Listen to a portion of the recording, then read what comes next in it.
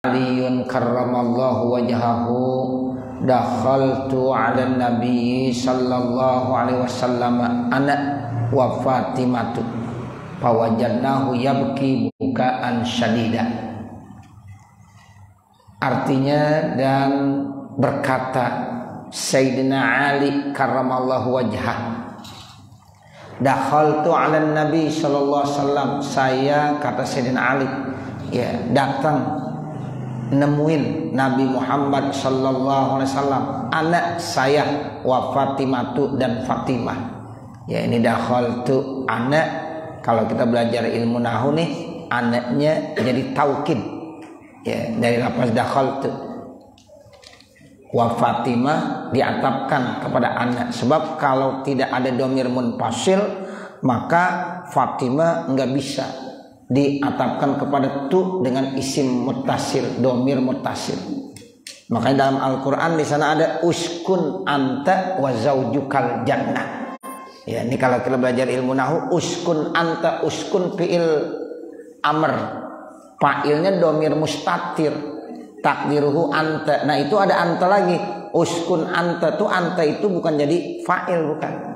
Ya, jadi uskun fa'ilnya dhamirun mustatirun nujuban takdiruhu anta. Nah, anta yang disebutkan oleh Allah di situ, uskun anta, jadi taukid. Ya, nah kemudian wa zaujuka, wawunya huruf atap, zaujuka diatapkan dengan lafaz anta. Jadi nggak boleh uskun wa zaujuka, nggak boleh. Ya, jadi mesti uskun dijelaskan anta wa zaujuka. Nah, ini sama nih. Ya, dakhaltu ana. Ya, jadi udah dakhaltu tuh udah jadi fa'il. Nah, kemudian ana, ya, bukan jadi fa'il tapi jadi, ya, taukid dari lafaz tu. Kalau ditanya taukidnya taukid apa? Taukid lafzi. Ya, sebab taukid ada dua, ada taukid maknawi, ada taukid lafzi. Jaa Muhammadun Muhammadun, itu taukid lafzi. Kalau jaa Muhammadun nafsuhu, nah kalau nafsuhu itu jadi taukid, ya, maknawi namanya. Nah, ini, ya, maksudnya saya Sayyidina Ali karramallahu wajhah bersama dengan Fatimah datang nemuin Nabi Muhammad Rasulullah sallallahu alaihi wasallam, yang memang statusnya kalau dari Sayyidina Ali itu Nabi adalah mertuanya Sayyidina Ali. Sementara, ya, Fatimah itu adalah, ya, ayahnya. Jadi Fatimah datang ke rumah Nabi, ya, ke rumah ayahnya. Ya, Sayyidina Ali datang ke Nabi, yaitu mertuanya. Fawajadnahu, maka saya menemukan Nabi Muhammad sallallahu alaihi wasallam yabki bukaan syadidan, sedang menangis. Yang menangisnya itu, ya, benar-benar nangis. Kalau kata kita sampai seg-segan. Ya, kenal seg-segan? Ya, orang kampung baru masa nggak kenal seg-segan, ya. Nah, begitu. Seg-segan, sampai seg-segan banget. Sampai begitu tuh. Nah, itu namanya yabki bukaan syadida. Nangis banget Nabi. Nah, seperti itu. Jadi kaget tuh Sayyidina Ali, ya, kemudian Siti Fatimah, ya, nemuin Nabi nangis begitu tuh sampai dia kaget. Fakultu lahu, maka aku bilang kepada Rasulullah sallallahu alaihi wasallam, padaka abi wa ummi ya Rasulullah, ya, tebusan engkau ayahku dan ibuku ya Rasulullah. Mallazi abkaka, apa penyebab kamu menangis? Qala, maka Nabi Muhammad menjawab, ya Ali, lailatan usriya bi ila sama'i, saat di malam hari, waktu itu saya di Isra dan Mi'rajkan ke atas langit. Jadi Isra Mi'raj itu kan terjadinya malam hari. Subhanallazi asra bi'abdihi lailan minal masjidil harami ilal masjidil aqsa. Jadi, ya, diperjalankan Nabi Muhammad sallallahu alaihi wasallam, ya, dari Masjidil Haram ke Masjidil Aqsa malam, lailan. Nah, jadi makanya di sini bilang, ya, lailah usriya bi ila sama'i. Jadi saat malam itu saya di Isra dan Mi'rajkan ke langit. Nah pada saat Isra Mi'raj ya ada yang Nabi lihat, ra'aitu nisa'a ummati yu'azzabna min anwa'il azabi. Saya lihat perempuan dari umatku, mereka lagi diazab, mereka lagi disiksa dengan bermacam-macam azab siksaan. Fabakaitu, maka aku menangis, mimma ra'aitu, dari apa yang aku lihat, min siddati azabihinna, karena begitu berat azabnya yang ditimpakan kepada mereka. Begitu Bapak Ibu, Masya Allah.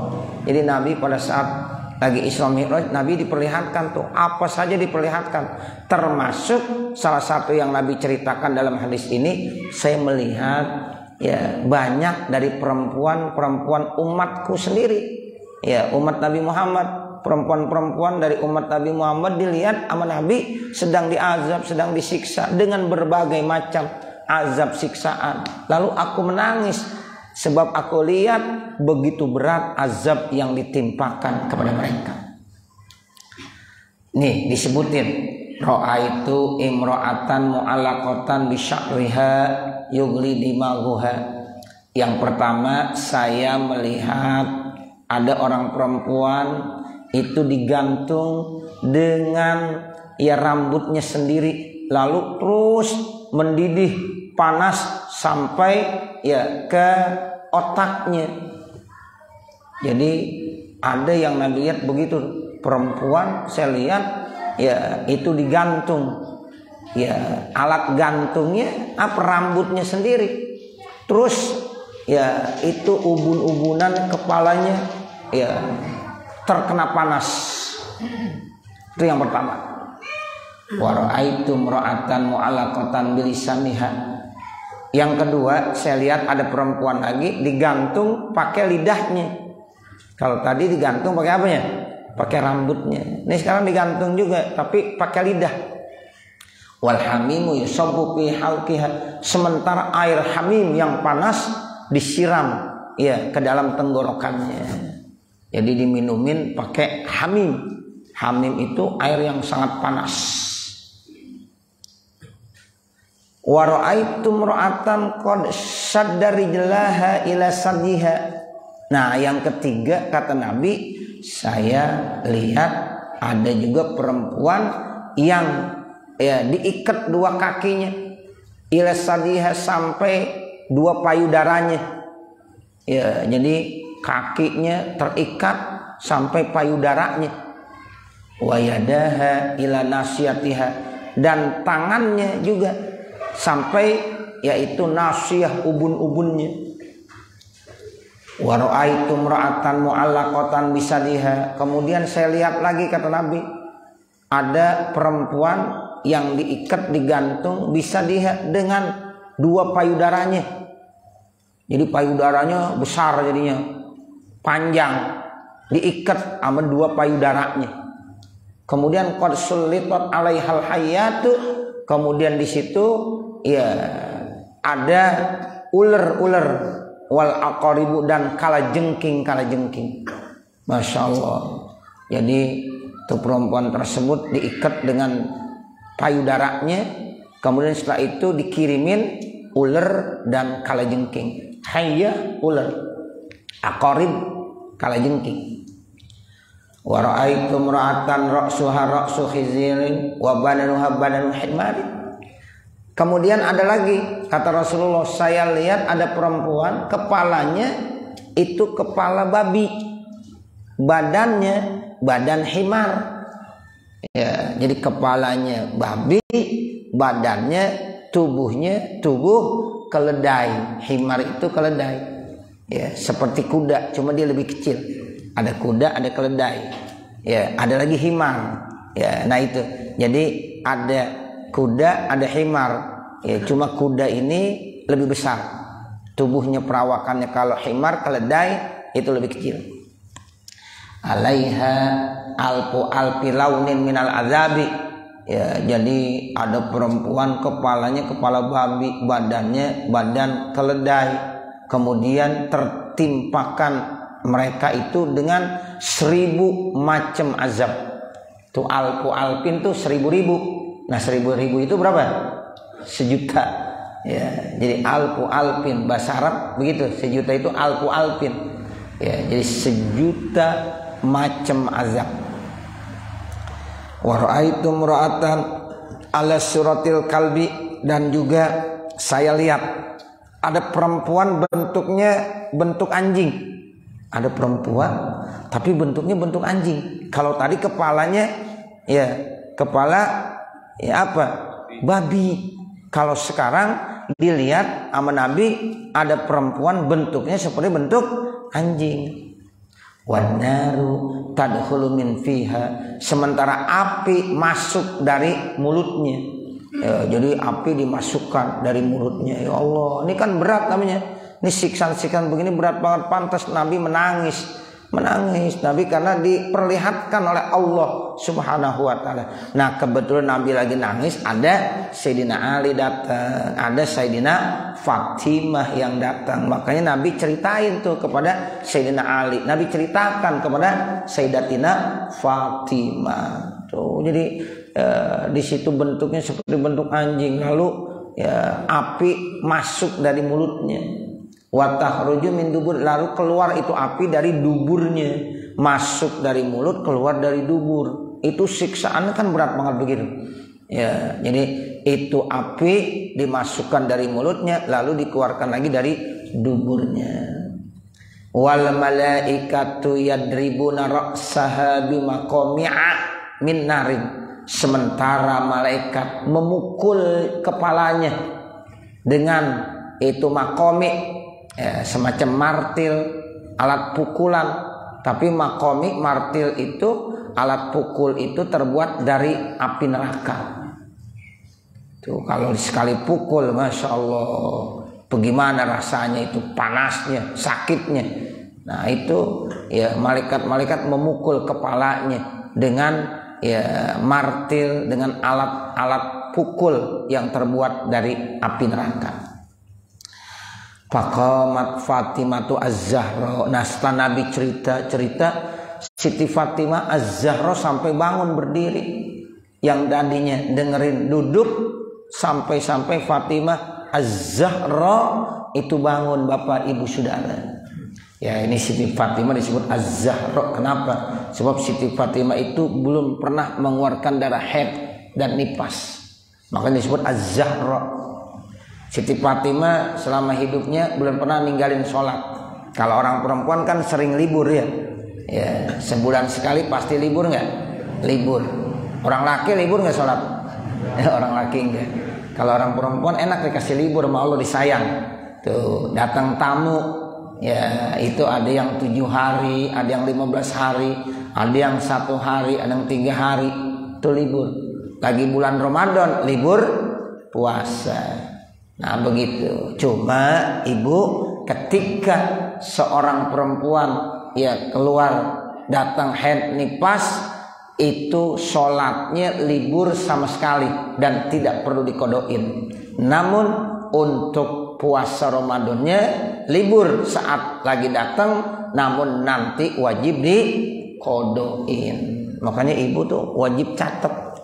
Kalau kita masuk bulan Ramadan pas lagi haid, tolong dicatat berapa hari enggak puasa. Jangan dibilang udah saya udah ingat ini. Nah, nanti yang namanya manusia, al insan mahulul khata wan nisyan, kadang-kadang manusia suka lupa. Jangan sampai udah berbulan-bulan ya udah mau masuk Ramadan lagi, ditanya sama suaminya, "Lu ya Ramadan kemarin ada utang puasa enggak?" "Oh iya ya, ada." "Kok ini udah mau masuk Ramadan lagi, udah dikodein belum?" Terus kata suaminya, "Ingat nggak berapa hari kamu nggak puasa?" Nah itu dia, gue lupa. Nah, karena nggak dicatat. Ya makanya dicatat, Bapak Ibu Saudara. Ya seperti itu. Makanya yang paling bagus kalau kodok Ramadan jangan ditunda-tunda. Udah masuk Syawal kan kita puasa sunnah 6 hari tuh. Nah bagi orang perempuan silakan niatnya kodok Ramadan. Ya puasa sunnah 6 hari, boleh dikerjain boleh, tapi untuk perempuan yang lagi punya utang kodok Ramadan lebih bagus niatnya kodok Ramadan. Ya, tapi bagaimana terkait tentang puasa 6 hari bulan Syawal, insya Allah dapat juga pahalanya. Sama sekarang kita misalnya di bulan Rajab kita puasa tanggal 1 Rajab hari Senin, itu kita puasa Rajab, Seninnya dapat. Niat puasa bulan Rajab karena termasuk min ashuril hurum, ya silakan, banyak amal-amal kebaikan yang harus kita lakukan di bulan Rajab. Apa aja amal-amal kebaikan, di antaranya puasa. Nah, pas berbetulan tanggal 1 bulan Rajab hari Senin, itu dapat dua-duanya. Kita puasa, dua-duanya dapat. Senin puasa sunnah dapat, Rajab dapat. Besok nih Kamis kita mau puasa bulan Rajab. Nah, itu hari Kamisnya dapat juga. Berarti Rajabnya dapat, puasa sunnah hari Kamis juga dapat. Nah, begitu ibu. Ya, jadi kalau ibu-ibu istri kita kebetulan punya utang puasa Ramadan, ya Syawal mau puasa sunnah 6 hari, niatkan untuk kodok Ramadan. Mudah-mudahan nanti ya 6 harinya dapat. Tapi harus diniatkan kodok Ramadan, sebab yang namanya niat kodok Ramadan wajib. Kalau tidak diniatkan ya tidak, ya termasuk puasa kodok Ramadan. Ya, tapi kalau diniat kodok Ramadan, insya Allah Syawalnya dapat. Nah, sehingga 6 hari udah kan lumayan. Sisa-sisanya tinggal tambahin ntar yang lain-lain. Sehingga udah masuk bulan Rajab, Sya'ban, ya, orang-orang perempuan yang punya kodok Ramadan sudah habis semuanya. Jangan sampai terlupakan. Makanya jelas berapa hari kita nggak puasa di bulan Ramadan itu harus dicatat. Nah, sebab kalau nggak dicatat takutnya kelupaan. Ya, ini masalah ibadah penting, nggak boleh disepelekan. Ya, seperti itu Bapak Ibu. Makanya kita ingetin. Ya, kalau ada istri kita bilangin, Neng, kamu nggak puasa bulan Ramadan berapa hari? Ya, tolong dicatat. Nah, ini kalau udah bulan Rajab begini, tanya nih Bapak, kira-kira udah dikodoin belum? Alhamdulillah udah semuanya Bang. Alhamdulillah. Kalau belum, ayo kesempatan cepat kodoin sebelum nanti masuk bulan Ramadan. Yang namanya waktu begitu cepat Bapak, Ibu, Saudara. Rajab, habis Rajab apa? Sya'ban. Habis Sya'ban ya Ramadan. Enggak mungkin habis Sya'ban Syawal ya. Ya, pasti Ramadan. Begitu. Jadi tinggal sedikit lagi kita masuk Ramadan. Ya, kalau menghitungan itu tinggal 56 hari lagi. Nah, masuk udah Ramadan kita. Ya, nah ini ya, jadi tolong benar-benar diingat-ingat seperti itu. Ya, jadi kita kembali lagi ke persoalan kita nih. Ya, jadi ya saat itu Fatimah Az-Zahra, kenapa disebut Az-Zahra? Karena Siti Fatimah itu tidak pernah ninggalin sholat dan puasa. Walaupun dia orang perempuan, tapi dia bersih terus, tidak ya mengeluarkan haid, tapi suci, tapi dia subur. Ya, buktinya dia melahirkan. Nah, saat melahirkan pun darah nipasnya sebentar, semelahzah. Habis melahirkan keluar darah langsung bersih, langsung mandi, langsung sholat. Di dalam satu kitab saya baca, Siti Fatimah itu saat melahirkan Sayyidina Hasan, Sayyidina Husain, kubailal maghrib. Artinya kubailal maghrib itu sedikit lagi maghrib. Misalnya maghrib jam 6.15, lahir jam 6.10. Ya, habis melahirkan ya langsung ya nggak ada mengeluarkan darah-darah lagi. Seandainya mengeluarkan darah itu hanya lahzah, tapi langsung Siti Fatimah mandinya mandi wiladah namanya, karena dia nggak mengeluarkan darah nifas, darah haid tidak. Ya, lalu langsung maghrib jam 6.15 dia bisa sholat maghrib. Di mana orang perempuan begitu? Ya, nggak ada. Istri kita kalau melahirkan bisa 40 hari libur, ya libur 40 hari. Ya, darah nifas, bahkan ada yang sampai situn 60 hari.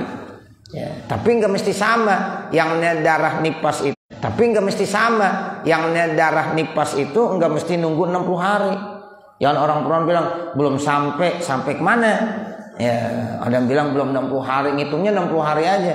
Kalau 20 hari udah nggak mengeluarkan darah nifas lagi, udah bersih, mandi, sholat, wajib udah sholatnya. Jangan habis melahirkan ya terus aja nunggu sampai 60 hari.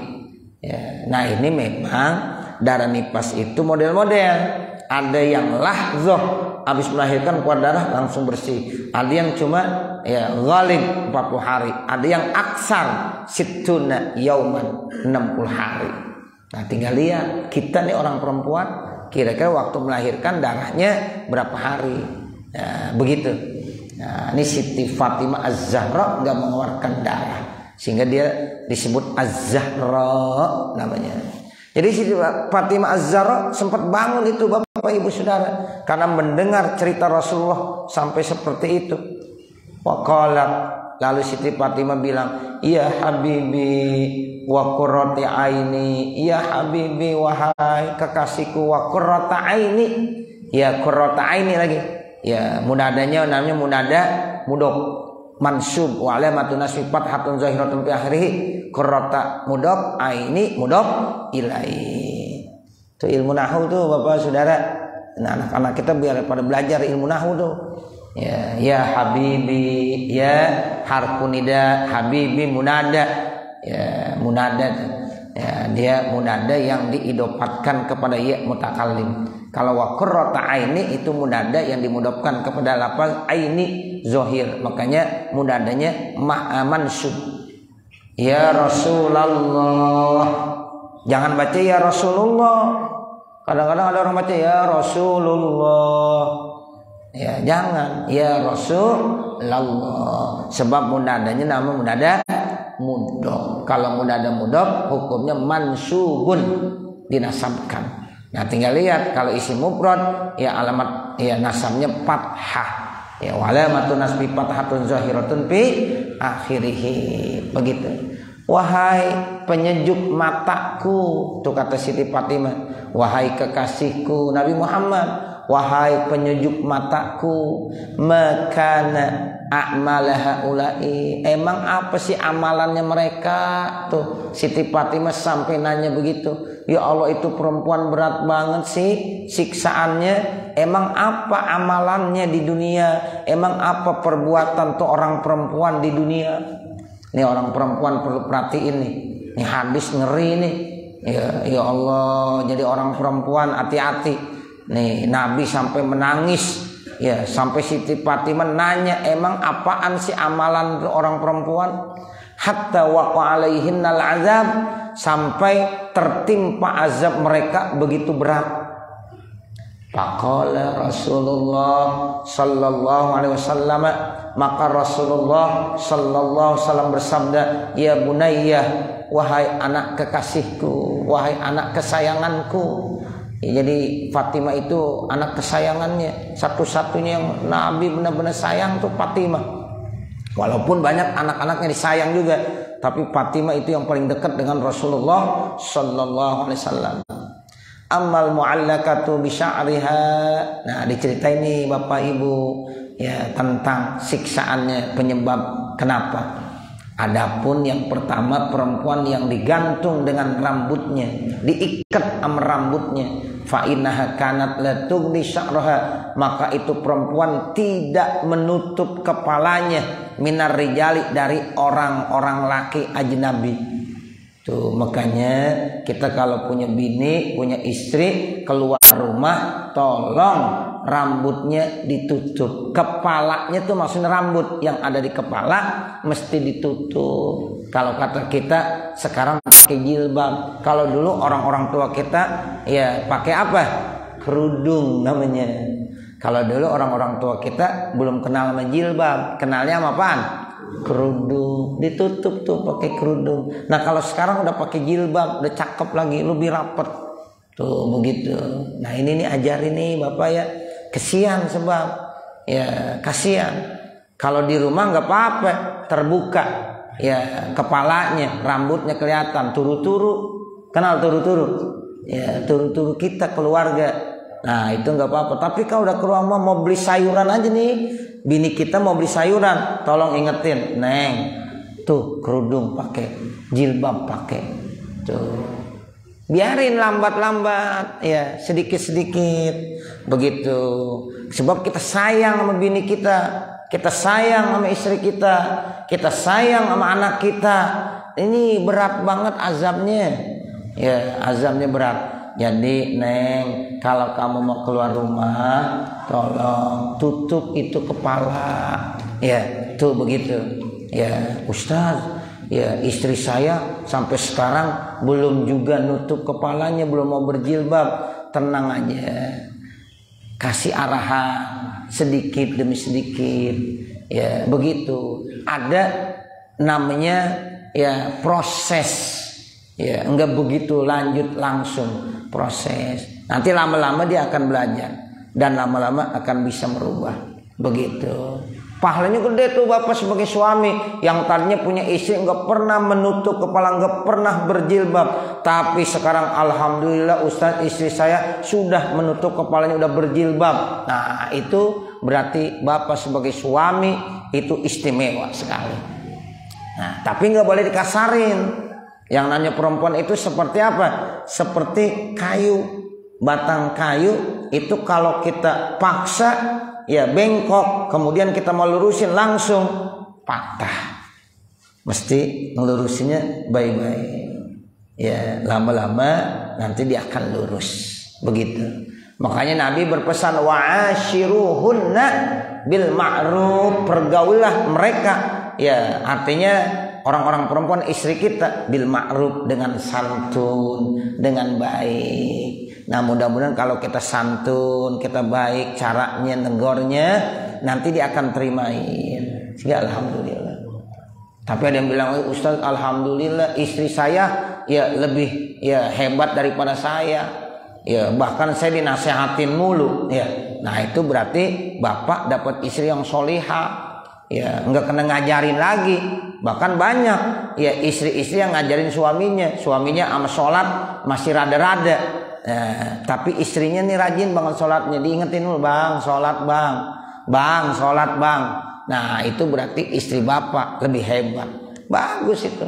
Tapi ada juga ya istrinya yang amal sholat tuh rada-rada, nah suaminya yang ngingetin. Nah ini jadi ya, yang pertama karena perempuan tersebut di dunia waktu hidupnya enggak pernah menutup kepalanya dari laki-laki lain. Tuh kan kita kalau ada orang laki-laki yang bukan mahramnya haram hukumnya. Ya kita nih orang perempuan membuka aurat kita, termasuk rambut yang ada di kepala itu termasuk aurat. Ini hadisnya. Ya la tubti sya'raha minar rijal. Jadi itu perempuan nggak pernah menutup ya kepalanya, rambutnya dari rijal, laki-laki yang ajnabi. Itu yang pertama. Yang kedua, wa amal mu'allaqatu bilisaniha, adapun perempuan yang diikat pakai lidahnya. Ini lidah jadi kayak tali gitu, kayak tambang, diikat pakai lidah. Berarti lidahnya lama-lama panjang itu, ditarik panjang. Masya Allah itu lidah begitu panjangnya bisa untuk menarik dan mengikat ya orang tersebut. Kenapa itu ada perempuan diikat pakai lidahnya sendiri? Fa innaha kanat tu'zi zaujaha, karena ini perempuan suka nyakitin suaminya. Karena ini perempuan suka nyakitin suaminya. Makanya jadi orang perempuan, jadi istri jangan suka nyakitin suami. Ya ini bahaya ini. Ya jadi ini mulut jaga bener, jangan suka nyakitin suaminya. Ya jadi jaga bener, jangan sampai seorang perempuan sebagai istri suka nyakitin dan mengganggu suaminya. Wa amal mu'allaqatu bisadiha, adapun perempuan yang diikat pakai payudaranya. Nah ini lebih parah lagi.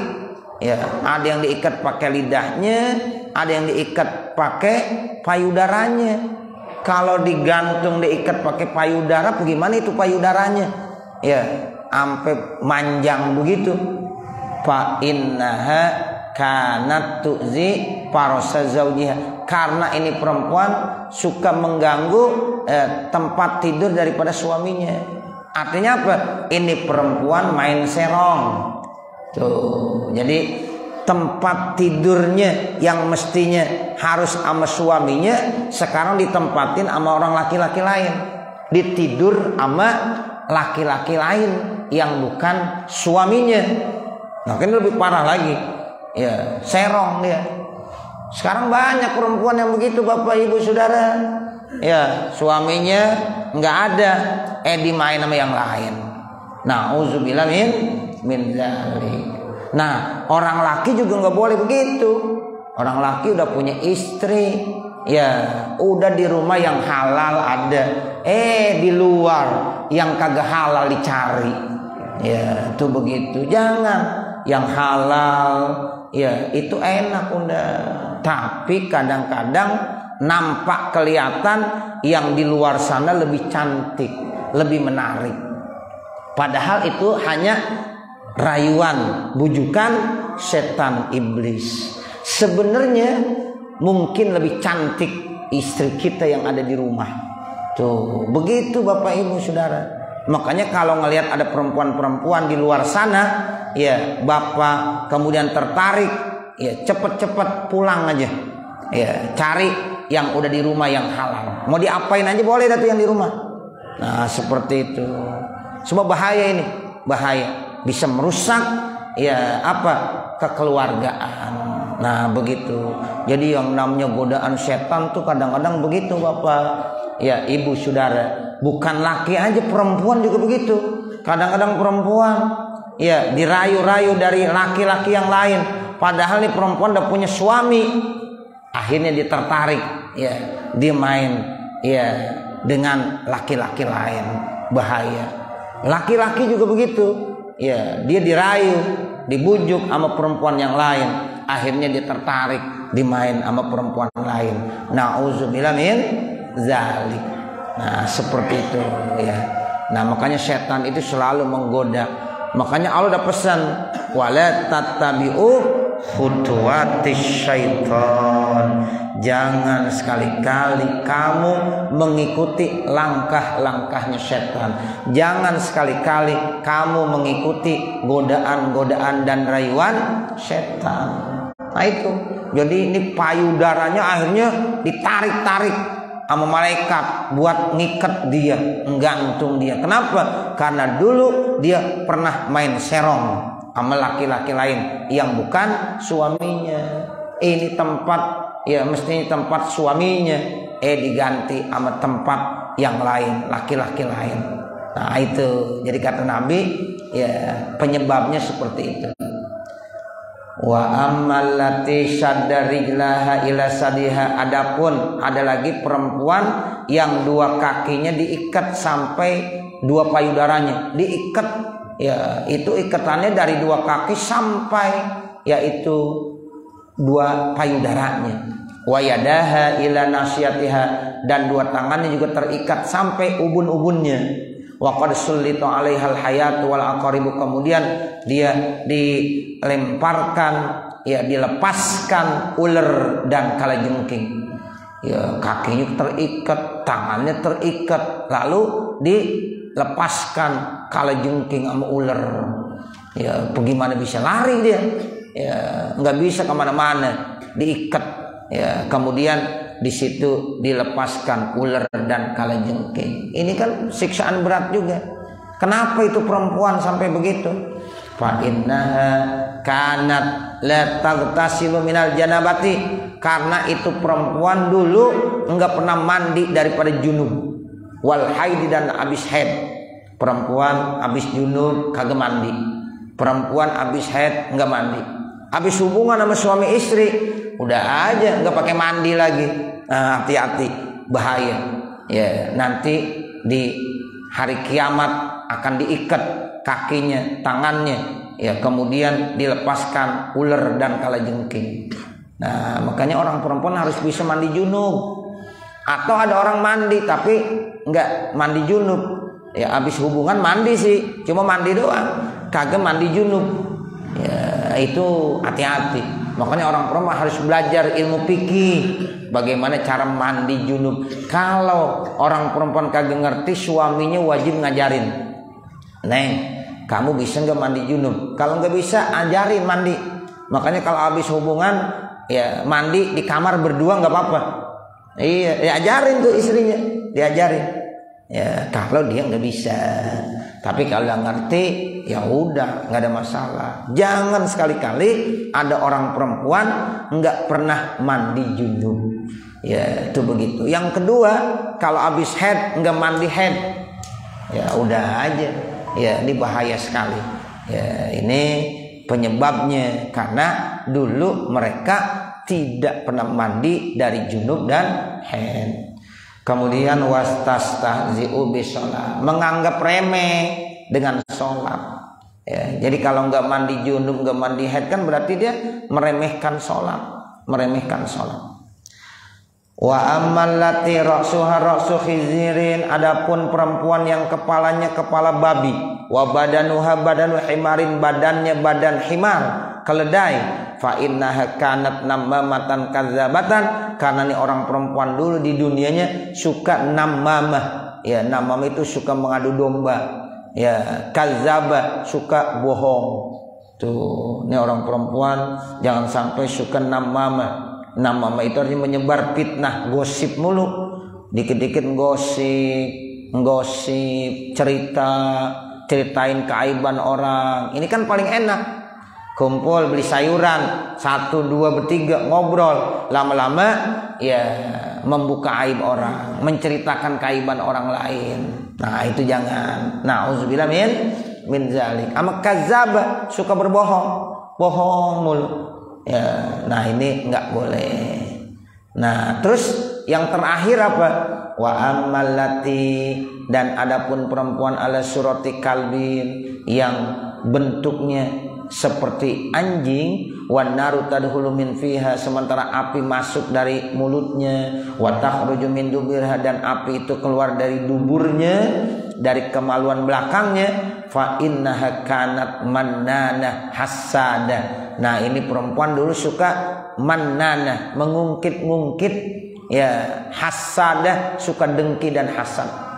Tuh makanya kita nggak boleh ya mengungkit-ungkit. Wala tubtilu shadaqatikum bil manni wal adza, jangan kau batalkan sodakoh amal-amal kebaikan kamu bil manni, dengan mengungkit-ungkit. Nah, kan biasanya orang perempuan sering ngungkit-ngungkit, dia udah sedekah, udah bagi sesuatu, diungkit lagi, lu dulu kan pernah gue bagi ini, gue bagi itu.